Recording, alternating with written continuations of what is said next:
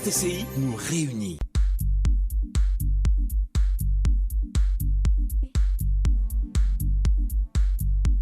18h19 sur les ondes de RTCI. Rebonsoir à toutes, rebonsoir à tous. C'est Campus qui vient de repartir du bon pied avec la même équipe qui est là depuis 18h. Et comme je l'ai annoncé tout à l'heure, nous avons le plaisir ce soir de recevoir des étudiants de l'École normale supérieure. Nous allons donc rendre hommage à cette belle institution, à cette prestigieuse institution ce soir. Si l'École normale sup de Paris a été fondée à la Révolution française, la nôtre, l'ENS de Tunis, a été fondée en 1956. Elle se situe quelque part entre Beb Jdid et El Gorjini, face à ce qu'on appelle communément le Morkab ou Souq al-Asr. Pour y accéder, en fait, il faut remplir un certain nombre de critères. Il faut être de nationalité tunisienne, il faut être âgé à la date du concours d'entrée à l'ENS de 17 ans au moins et de 24 ans au plus. Il faut avoir accompli avec succès l'année de participation au concours le premier cycle d'enseignement supérieur dans l'une des disciplines suivantes: langue et littérature arabe, langue et littérature française, langue et littérature anglaise, philosophie, histoire et géographie, ou bien avoir réussi le concours d'accès aux écoles d'ingénieurs de l'année en cours pour les spécialités scientifiques suivantes: mathématiques, physique ou physique-chimie. C'est donc à cette prestigieuse institution que nous allons rendre hommage ce soir, car elle a formé les meilleurs enseignants et chercheurs du pays en les préparant au fameux concours d'agrégation, j'en parlais tout à l'heure. Mardi dernier, mardi matin précisément, toi s'est écroulé au sein du foyer de Normaliens. Depuis, les étudiants sont en grève, ils sont soutenus dans ce mouvement de protestation par leurs enseignants. Nous recevons ce soir certains de ces étudiants en présence d'un représentant du ministère d'Enseignement supérieur et de la Recherche scientifique, Monsieur Driss Serre, conseiller du ministre. Bonsoir, comment allez-vous? Bonsoir Ahlem, magnifique spot publicitaire pour l'école normale. On ne pouvait pas s'attendre à moins de ta part. Oui, il me sera très difficile de dépassionner le débat ce soir, comme vous l'avez sûrement compris. C'est clair, on est parti du bon pied. Bien, donc j'ai aussi le plaisir de recevoir donc Mohamed Ali, bonsoir. Il est à ma gauche. Mohamed Ali, bonsoir. Ça va? C'est vous? C'est moi. Oui. Comme ils sont sages, c'est normalien avec leurs lunettes. Alors, vous êtes étudiant en quelle année? Dans quelle spécialité? Je suis étudiant en L3, spécialité anglais. Très bien, en anglais. Samir? Je m'appelle Samir, je suis étudiant histoire agrégation.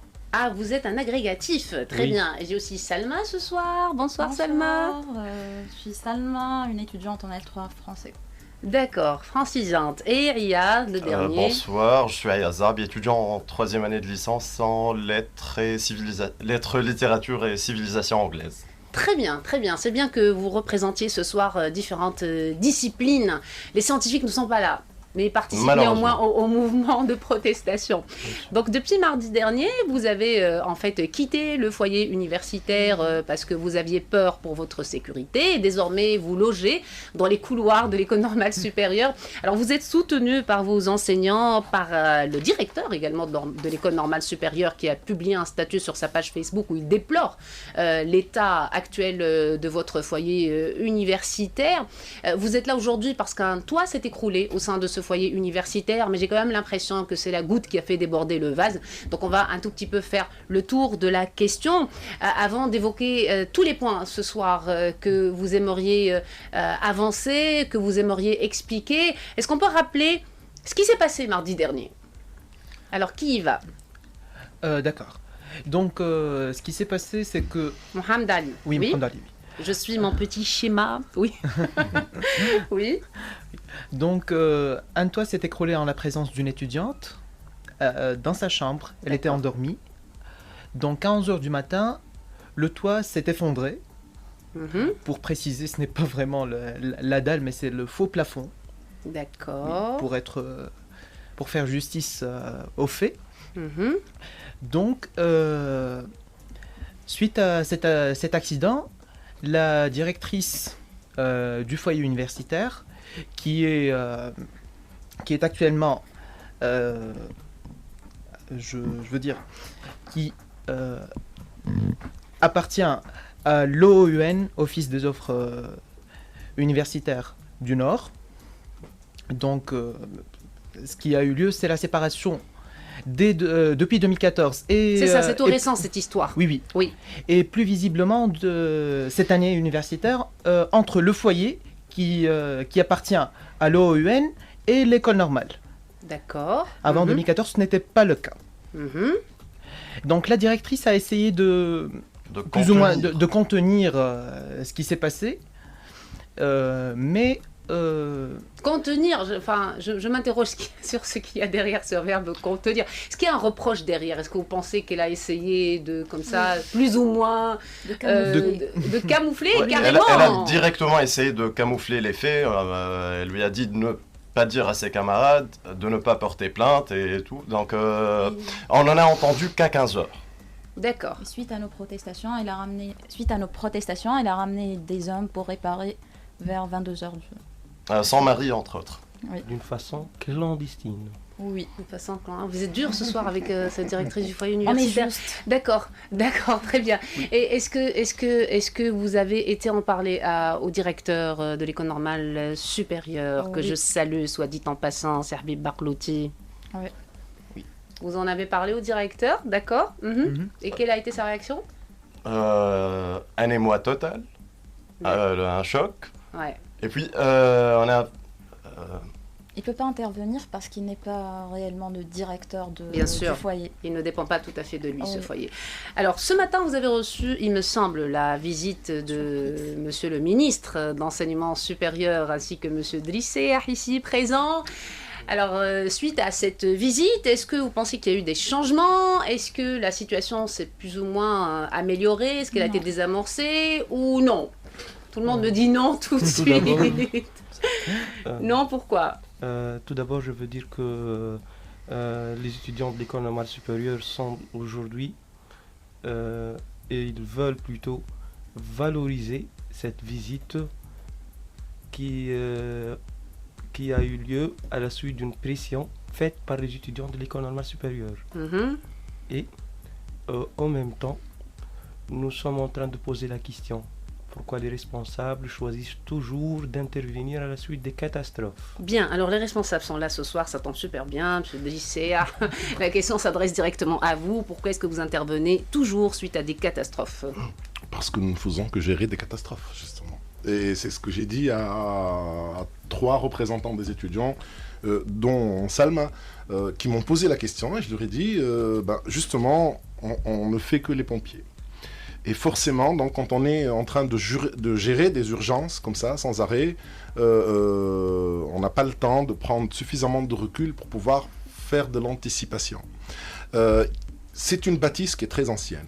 Nous n'avons pas beaucoup la culture de la maintenance Oui. en Tunisie, d'une manière générale. Donc, il y a clairement un problème de gestion, il y a clairement un problème de gouvernance, mais comme c'est le cas malheureusement, pour à peu près 130 institutions universitaires en Tunisie, sur les 200 que l'on compte. 200 établissements, mais si j'élargis un peu au foyer, aux sites universitaires, aux restaurants, aux centres de recherche, etc., on arrive jusqu'à 300. On est à peu près à 60% des établissements universitaires qui ont des problèmes plus ou moins sérieux, plus ou moins graves de bâtiments. Donc forcément, nous sommes en train de gérer des situations urgentes. Évidemment, rien n'est plus urgent et rien n'est plus grave que la chute d'un faux plafond. Et c'est pour ça que le ministère s'est mobilisé. Le soir même, il y a eu un psychologue. Le soir même, il y a eu un entrepreneur qui est venu déblayer.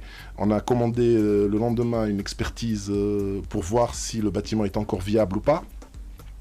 Le rapport d'expertise est tombé hier soir à 19h, donc on s'est déplacé immédiatement. C'est le rapport que j'ai eu de l'Office des œuvres universitaires. Hein. Donc, je relate un peu ce qui s'est passé, j'ai vérifié, j'ai appelé le soir même. Donc on a rendu visite ce matin. Ils sont venus me voir, les étudiants, ils étaient très fâchés mercredi. Donc on n'a pas pu discuter. Ils ont tenu absolument à voir Monsieur le ministre ce jour-là, tout de suite, sur le champ, séance tenante. Ce n'était pas possible, il était à l'ARP, mais j'ai proposé de les recevoir, de discuter avec deux directeurs généraux immédiatement concernés par leurs problèmes. Ils étaient trop fâchés, donc ils ont décidé d'aller protester devant l'Assemblée des représentants du peuple. Donc ils sont revenus un peu plus calmes le lendemain, on a pu discuter un petit peu, et ils ont ramené des documents, des photos, des rapports que j'ai transmis immédiatement Monsieur le ministre, dans une réunion de cabinet de crise spéciale École Normale, et on a décidé de venir. Donc comme il voulait voir Monsieur le ministre, eh bien, Monsieur le ministre est déplacé pour pouvoir d'abord discuter avec le plus grand nombre possible d'étudiants, et pas seulement avec leurs représentants, mais pour pouvoir voir de ses propres yeux, faire un petit état des lieux. Petite remarque là, je tiens à informer Sidris que la directrice, dès qu'elle a reçu l'information que le ministre était en route, elle a mobilisé les ouvriers du foyer à 7h45. Alors ce n'était pas une visite surprise? Oui, bien sûr que si. C'était une visite surprise dans la mesure où moi j'ai informé 2 ou 3 étudiants vers 8h, 8h15 pour être sûr qu'ils soient là. D'abord, mais forcément on doit informer une demi-heure avant, d'informer les responsables pour être sûr qu'on puisse visiter. Donc une demi-heure, c'est rien. Hein. Il n'y a pas eu de fuite la veille. Mais comme vous avez remarqué, il n'y a pas eu de médias, il n'y a rien. C'était vraiment une visite pour les étudiants. C'était pas une visite pour les trompettes et les tambours. On est vraiment allé voir... Monsieur le ministre n'a pas pris des photos. Ce que le ministre a vu, c'est, je veux dire, c'est la version atténuée des faits. Parce qu'elle a mobilisé les ouvriers, ils ont fait des travaux de, disons, entretien. Mais la vraie situation, en fait, elle est sur les photos, on l'a documentée. Vous avez vu, il a vu des de vidéos, vos propres yeux le toit qui s'est effondré. Que les étudiants lui ont montré. D'ailleurs, il a été guidé dans sa visite par les étudiants et non pas par les responsables. Vous avez pu le constater vous-même. Ce sont les étudiants qui ont accompagné le ministre là où il voulait qu'il aille. Donc les blocs sanitaires, les réfectoires, le restaurant, on a tout vu pratiquement, les espaces communs, les salles de travail, etc. Donc moi je pense que la visite était une réussite totale, parce qu'en plus, après la visite des lieux, il y a eu une franche discussion qui a duré plus d'1h30 avec à l'amphi. Les étudiants se reliaient le micro et chacun s'exprimait le plus librement possible. Alors Salma, je voudrais rectifier une chose. Il n'y a eu d'experts mardi que suite à nos protestations. Oui, c'est-à-dire que vous déplorez le fait que le ministère n'ait pas réagi immédiatement, c'est ça? Oui. D'accord, oui. Mais en même temps, je trouve que c'est très positif de votre part, déjà d'avoir accepté le dialogue, parce qu'au départ, vous étiez plutôt dans une attitude de refus total, et moi, je comprends parfaitement votre réaction, parce que je comprends la grogne générale des Normaliens. Sidris, la situation du foyer universitaire est loin de dater d'aujourd'hui. Elle remonte, en réalité, à peu près à une dizaine d'années.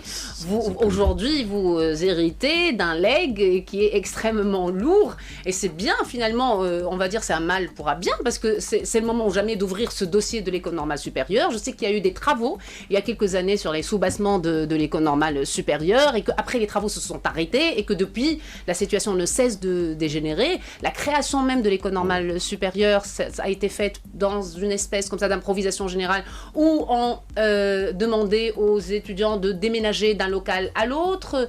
Le foyer universitaire qu'ils habitent pour le moment n'est pas si ancien que ça.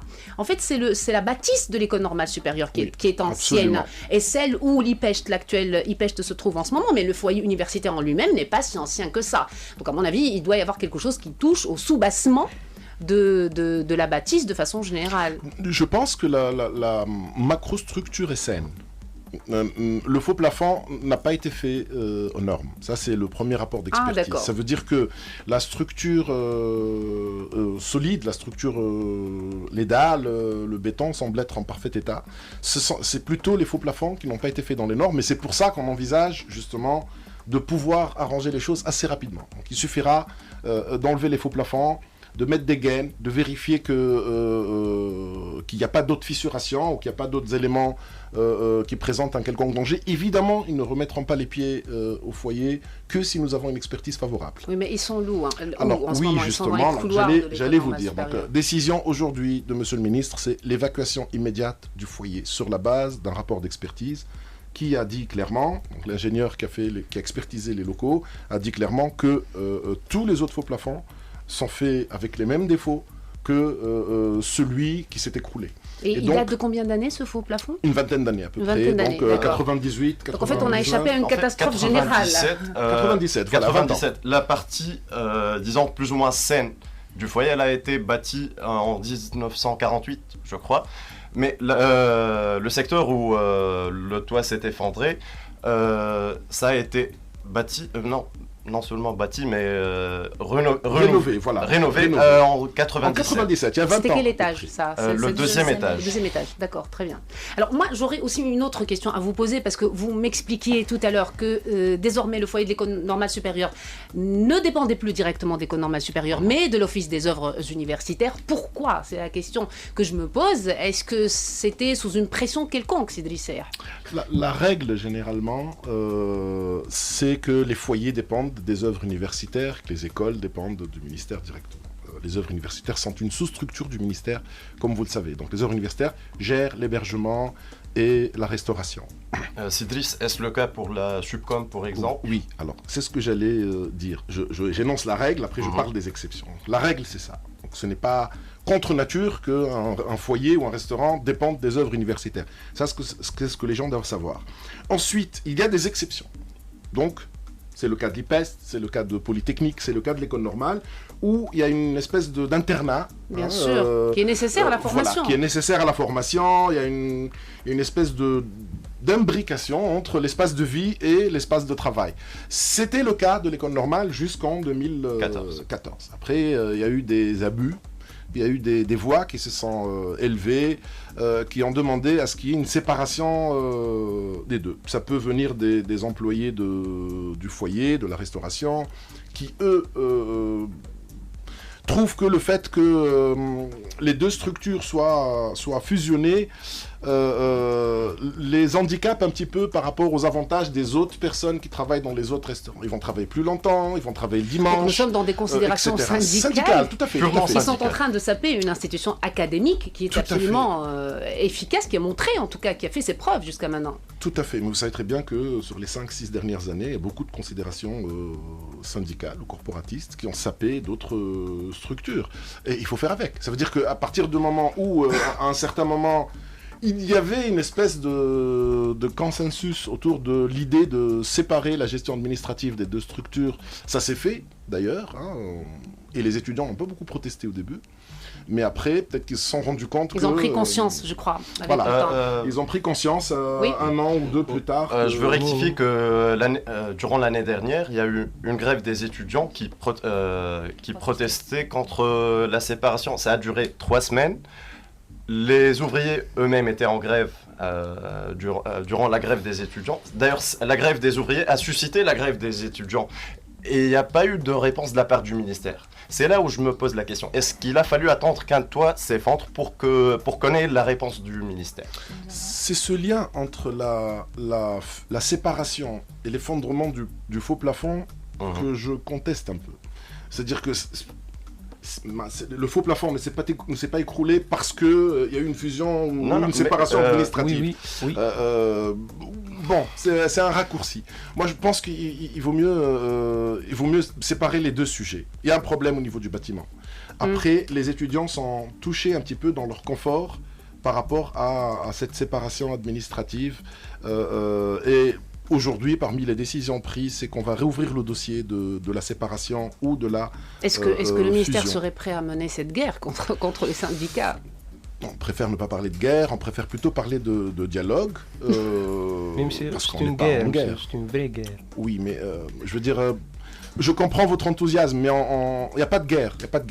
C'est des Tunisiens, c'est des travailleurs, ils ont des droits. Vous êtes des étudiants, vous êtes prioritaires, vous avez des droits, et nous devons absolument trouver une solution qui puisse préserver les droits de chacun. Mais vous allez réexaminer la question de la... Évidemment, ça a été une promesse que le ministre a fait aujourd'hui ouvertement devant les étudiants. Il a dit on va réouvrir le dossier de la gestion administrative des deux structures. Monsieur, Très bien. On va prendre une toute petite pause musicale, histoire que Sidris respire un peu, parce que j'ai l'impression qu'il est pris dans une secte de normaliens ce soir, 18h38 sur les ondes de RTC. On écoute un titre servi gentiment par Faisal Ahlili. On sera de retour juste après, toujours dans le cadre de Campus.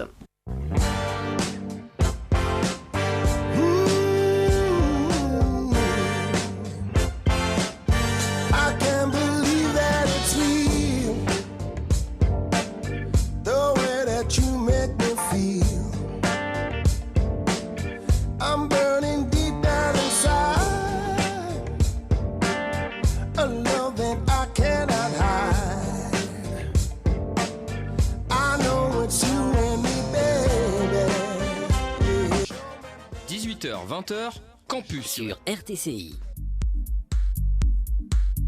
18h42 sur les ondes de RTCI, nous sommes de retour dans le cadre de Campus ce soir, un campus entièrement dédié à l'école normale supérieure. Les étudiants sont en grève depuis mercredi dernier, suite à cette affaire du faux plafond écroulé au sein du foyer universitaire des Normaliens. On a évoqué les faits tout à l'heure, nous sommes revenus sur la visite du ministre de l'Enseignement supérieur ce matin au foyer de l'école normale supérieure, suite à laquelle cette visite, il a été décidé que l'évacuation aurait lieu immédiatement, Sidri Serre. Absolument. Et tout de suite. Absolument. Tout de suite. Alors, il n'est pas question de prendre le moindre risque avec la sécurité des étudiants, c'est évident. puisque l'expertise, en effet, a révélé qu'il existait un réel problème de sécurité au niveau de ce foyer universitaire. Alors, la réaction des uns et des autres par rapport à cette question d'évacuation. Tout d'abord, je veux commencer par donner une idée sur la situation des Normaliens maintenant, en ce moment. Les Normaliens sont dans un état, dans une situation d'inquiétude, de panique. Vraiment dans une situation de panique. Ils n'ont aucune idée concernant leur destin, concernant leur avenir, concernant ces décisions proposées, évacuation immédiate et maintenant. Les étudiants sont en train de poser la question où, comment, quand. Alors, où, quand et comment, Sidri Serre? Et est-ce que les travaux, justement, de restauration pourraient prendre fin juste après les prochaines vacances Ils universitaires? disent non. Pardon. Alors, oui, évidemment, on ne va pas demander aux étudiants d'évacuer immédiatement le foyer pour se retrouver à la rue. On a trouvé des solutions de redéploiement pour aujourd'hui, avec une aide au déménagement, avec un support, un soutien logistique, donc transport, éventuellement un espace pour qu'ils puissent ranger leurs affaires, les accompagner avec des véhicules mis à disposition. On a trouvé, donc il faut savoir, il y a 168 étudiants, à peu près 124 filles et 44 garçons. Donc on a pu identifier rapidement trois foyers pour les filles et 2 foyers pour les garçons. Donc comme solution provisoire, en espérant que les travaux ne prennent pas trop longtemps. Donc, Dans les environs de l'école normale supérieure. Donc au Bardo, Amran et Rastabia. Et les C'est étudiants- là où on a trouvé de la place avec des solutions de transport, bien sûr. Et les étudiants de l'école normale supérieure ont refusé totalement Ils ont et refusé. définitivement Alors, cette Alors, solution proposée. avant d'écouter la réponse de Sidri Serre, expliquez-moi pourquoi vous refusez. On a refusé cette solution tout d'abord parce que les étudiants de l'école normale supérieure sont une famille qui refuse totalement et définitivement d'être séparés. Primo. Secondo, les étudiants de l'école normale supérieure refusent à cause de l'ambiguïté proposée dans le discours des responsables aujourd'hui. Ils disent que vous devez quitter le foyer immédiatement sans donner une date précise de la reconstruction. D'accord, mais vous êtes d'accord sur le fait que vous devez quitter ce foyer, ça vous l'avez compris. Il faut que vous partiez, vous n'avez pas le choix. On vous dit il y a un grave problème de sécurité. Mais On peut pas être partir séparés. sans alternative, peut-être, je vais pas dire confortable, mais une alternative claire. On n'a pas été informé quels sont les foyers auxquels on va être... Vous venez de l'être. On vient juste de l'être et puis on a été tenu au courant de la décision de l'évacuation depuis 10h du matin. D'accord. Mais c'est seulement maintenant qu'on apprend où est-ce qu'on va aller. D'accord, je sais que la situation est extrêmement difficile pour vous et je sais que psychologiquement quitter le local de l'école normale supérieure est difficile à vivre, mais est-ce que vous seriez prêt à accepter provisoirement cette situation Seulement. au cas où on vous fait Non. formellement Non. la promesse que vous allez revenir très bientôt? Non. Non, c'est notre unité, c'est notre famille qui est visée. Vous êtes parti pour un camping là. Nous formons toute une famille. Oui, mais vous savez qu'il fut un temps où les élèves ont été délogés de l'école normale supérieure à cause de travaux au sein de ce même foyer universitaire et que ça a duré pratiquement une année. Ça a existé, vous savez, dans l'histoire de l'école normale supérieure. Ça n'a pas forcément désuni les normaliens. Et elle a duré combien de temps? Ça a duré quelques mois, pratiquement une année universitaire. Quelques mois. Une année universitaire. Nous sommes en fin d'année maintenant. Presque en fin d'année. En fait, je veux préciser que ce qui nous pousse à refuser la solution provisoire de relogement des normaliens, c'est en une part très importante les emplois de temps très chargés, même trop chargés, et qui ont été faits en prenant en considération le fait Que vous soyez sur place. qu'on soit sur place. Oui, oui. On parle de, ici pour les L3 en anglais, on a 34 heures. 3 jours pendant la semaine, ou 4 jours pendant la semaine, où on commence les cours à 8h30 et qu'on les finit à 17h30, avec seulement une demi-heure de pause. Un étudiant qui ne réside pas au sein de son campus ne pourra pas forcément faire avec. Et la logique de choses, l'étudiant de l'école normale supérieure n'a pas passé un concours pour qu'il puisse résider dans le foyer de l'école normale supérieure. Bien entendu, mais ça, évidemment, ça a lieu dans le meilleur des mondes possible, ce qui est loin d'être le nôtre. D'accord. Alors moi, il me semble qu'il y a aussi derrière cette question de l'unité à laquelle vous tenez en ce moment, il y a cette grande question de l'autonomie de l'école normale supérieure, et notamment aussi la question de, au-delà de cette question du foyer, la question de l'autonomie pédagogique. Est-ce que vous avez le sentiment que vous êtes touché dans cette autonomie pédagogique de l'école normale supérieure, que vous dépendez désormais d'autres institutions, Oui, bien sûr. comme vous Bien sûr. dépendez de cet office des œuvres universitaires, alors que jusque-là vous étiez un peu dans ce petit monde à vous, clos, où vous étiez tout le temps sur place, où les profs venaient sur place pour vous faire cours, vous mangiez sur place, vous dormiez sur place. Vous êtes touché dans ça, j'ai l'impression que c'est ça qu'il y a derrière. Oui, parce que J'ai détruit mon micro, il n'y a pas de souci. Allez-y.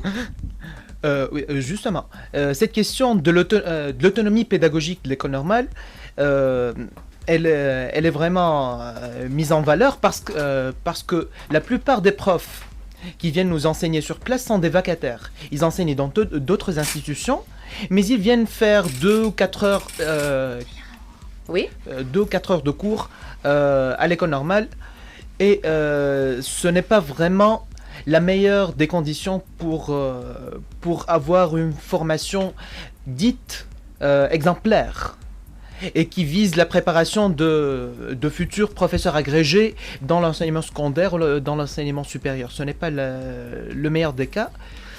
Et c'est ce qui crée des problèmes non seulement pour nous les étudiants, mais pour les profs eux-mêmes. Parce qu'ils ont certains profs se plaignent un tout petit peu de cette question. Oui, mais en même temps, je veux dire, quand on pense un peu à ces milliers d'étudiants qui sont dans les foyers, dans les différents foyers universitaires en Tunisie, et pour qui ce discours peut paraître, je fais un peu l'avocat du diable, Élitiste. pour qui ce discours peut paraître élitiste dans le mauvais sens du terme, parce que vous leur dites, nous on a un restaurant sur place, nous on a un foyer sur place, et on veut pas partir, et on veut rester nous dans nous, quoi, pour reprendre cette expression de je finis, laissez-moi D'accord, faire l'avocat du d'accord. diable jusqu'au bout. Est-ce que vous ne seriez pas, vous, normalien, qui êtes supposé donner l'exemple, est-ce que vous ne seriez pas capable de faire ce sacrifice pour quelques semaines, pour le bien de l'école normale supérieure, justement. Parce que des semaines, je pense à une situation qui s'enlise, à une grève qui pourrait s'enliser. Ce n'est ni dans votre intérêt, ni dans l'intérêt de l'institution. Alors qu'un débat ouvert, un dialogue ouvert, et une situation que l'on peut désamorcer, qui peut durer quelques semaines, ça peut faire l'affaire. Qu'est-ce que vous en pensez ? Les étudiants de l'école normale supérieure ont prononcé ce discours, nous sommes l'élite, et ils prononcent ce discours toujours parce que les étudiants de l'école normale supérieure sont vraiment l'élite de l'université tunisienne. Personne ne remet ça en question, évidemment, personne ne remet ça en question. Les étudiants de l'école normale supérieure possèdent ce droit d'avoir un restaurant, d'avoir un foyer pour habiter sur place, pour prendre cours sur place. C'est à la suite d'un concours, c'est à la suite d'un combat pendant 2 ans pour passer ce concours difficile, et je dis bien difficile, pour arriver à ce stade. C'est pourquoi les étudiants de l'école normale supérieure ont droit de dire que nous sommes l'élite, ont droit de dire Personne ne remet en question la chose, mais bien entendu. On a commencé par le dire au tout début.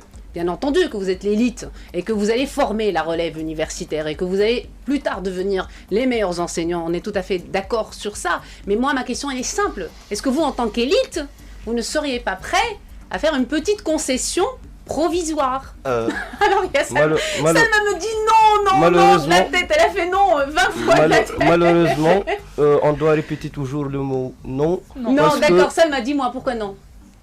Pourquoi non? Donne-moi un argument. Ça va venir. Ça va venir? Ouais. Mais là, psychologiquement, t'as pas envie, quoi. Psychologiquement, il y a quelque chose... Ici, Il bloque par il rapport faut- à Au une départ. certaine crainte, par rapport au départ. Moi, je leur dis que vous devez faire confiance. Il faut voir. Ayad, Parce que dis-moi. Si l'on revient sur les textes juridiques fondateurs, soit de l'IPELCH, l'Institut préparatoire aux études littéraires et des sciences humaines de Tunis, et de l'École normale supérieure. Vous êtes de l'IPECH et de l'École normale Oui, supérieure. Ah, votre cas est encore plus j'ai grave. j'ai commencé par faire un Le mien cursus également. juridique, puis j'ai changé d'avis. Donc, Oui. les textes juridiques. Impossible de vous reconvertir. Allez-y, allez-y, allez-y. Le premier article, si l'on reconsulte le journal officiel de la République tunisienne, le président Habib Bourguiba va signer ce règlement. Le premier article dicte que l'école normale supérieure est une institution dédiée à la formation de l'élite des professeurs de l'enseignement secondaire et supérieur. Ça, c'était dès Là, on est d'accord. 1956. Ayad, on est d'accord. Donc, en nous basant sur ce texte, il y a un traitement quand... ce n'est pas un traitement spécial, mais on n'est pas à l'élite pour rien. On a dû passer par 2 années préparatoires, un concours qui n'est pas accessible à tout le monde, un rythme très infernal, et là, les attentes et les exigences ne sont pas celles auxquelles un On est étudiant d'accord, normal... Ayad, vous répétez les mêmes arguments que Mhm. votre camarade. Moi, c'est l'idée d'accepter une concession provisoirement que je pose. C'est cette madame, idée-là. Madame, Oui. je veux dire que les étudiants ont refusé totalement cette solution, C'est terrible, parce que- oui. même provisoirement, Il y a un problème parce de confiance. que la crise Drissé, était il y une a crise un de problème de confiance. confiance Il y a un réel problème, avec il y a le un ministère. problème de confiance. Il y a un problème de confiance et que je peux comprendre jusqu'à une certaine limite. Aujourd'hui, on a proposé l'évacuation en proposant évidemment des solutions de relocalisation provisoire. Évidemment, on ne pouvait pas s'engager sur une durée parce que on a fait l'expertise de l'état des lieux, mais on n'a pas fait l'expertise de la durée des travaux. Je ne pense pas, s'agissant de faux plafonds, que ça va prendre des mois. Je pense plutôt que ça va se compter en semaines. J'ai eu écho, je n'ai pas fini, j'ai eu écho qu'il y a eu un petit arrangement avec la direction de l'école pour éventuellement vous libérer une semaine avant les vacances. Oui, Et je donc, pense que Sergi éventuellement- Barmouti est quelqu'un Et d'extrêmement... donc, éventuellement, oui, de tolérant. permettre aux étudiants de rentrer chez eux pendant 3 semaines. Et j'en ai informé Monsieur le Ministre. Il m'a dit, je ne suis pas contre. On va tout faire pour faire les travaux en 3 semaines. À condition, bien sûr, qu'il y ait une certaine marge. Parce que vous savez que l'administration, elle a son temps, elle a son rythme, elle a ses contraintes. Le ministre, on ne va pas faire un chèque pour donner un ordre à un entrepreneur de faire des travaux. Donc on va essayer de mettre tous les moyens possibles pour réparer le plus tôt possible, pour que vous puissiez réintégrer le foyer juste après les vacances. Donc ça, c'est une solution sur laquelle j'ai l'aval de Monsieur le ministre et dont j'ai informé Monsieur Hassan Frey, le responsable de l'ONU Nord. Et donc, c'est possible qu'il ne puisse pas être déployé. Mais si jamais, évidemment, il y a un retard d'une semaine ou de 2, il faut qu'il y ait un minimum de souplesse de la part des étudiants, c'est-à-dire qu'il faut qu'ils acceptent d'être hébergés ne serait-ce que pendant 1 semaine ou 2 semaines ailleurs, avant de réintégrer leur école. Ou En tout alors, cas, ils oui. accepteront un décalage de l'année universitaire jusqu'au... Cédric, on a déjà passé 4 nuits dans le couloir. Donc, 2 ou 3 ou peut-être 1 semaine dans le couloir ne nous dérangera pas. Et Vous êtes si- parti pour le camping. Bien, alors malheureusement, donc le temps de l'émission est terminé et je pense que vous n'êtes pas prêt tout de suite À négocier. à négocier en effet. Et c'est dommage parce que vous en êtes capable et vous en avez la souplesse intellectuelle. Simplement psychologiquement, je crois qu'il va falloir que vous en parliez entre vous et que vous preniez le temps de digérer un tout petit peu parce que cette visite date de ce matin et c'est une jeunesse Drisser qui n'a plus confiance en ses responsables, malheureusement. Le discours était franc. Aujourd'hui, ça s'est bien passé, je pense. Les étudiants se sont exprimés très librement. On les a rassurés sur plusieurs choses, et sincèrement, le ministère s'est engagé à résoudre immédiatement d'abord les problèmes qui sont liés au bâtiment, à l'hygiène.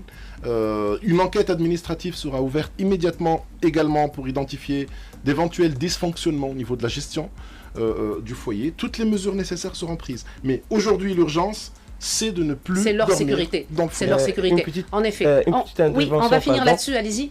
Je me donne le droit de parler au nom de mes collègues. Je vous dis, monsieur, que les étudiants vont refuser toujours l'évacuation tant que les choses ne seront pas résolues dans le cadre officiel. Ça tout d'abord est concernant. C'est-à-dire, nous sommes en train C'est votre dernier mot. de Votre dernier demander mot. de résoudre les choses dans le cadre officiel. Et D'accord. les étudiants de l'école normale supérieure vont continuer le combat Résister. parce que nous sommes en train de représenter l'école tunisienne, l'école publique, et c'est notre combat et on va le continuer jusqu'au bout. Et merci. Très bien, voilà, ce sera le dernier mot des Normaliens ce soir. On a simplement posé les questions, malheureusement on n'a pas trouvé de solution ni de réponse. Pour l'instant, ils continuent à camper dans les couloirs de l'école normale supérieure.